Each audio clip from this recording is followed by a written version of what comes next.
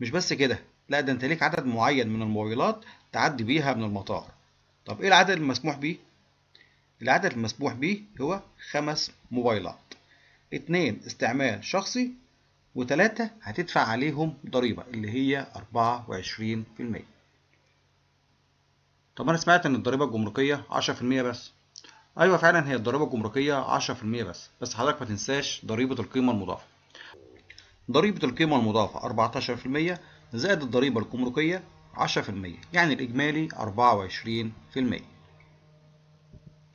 طب بالنسبة بقى للأجهزة الأيباد واللابتوب والأجهزة اللوحية، وخد بالك كمان وأنت داخل المطار هتلاقي يافطة ديت قدامك، ويطلب منك تحميل ابلكيشن اسمه تليفوني، وهتسجل عليه بيانات تليفونك وبيانات التليفونات اللي معاك.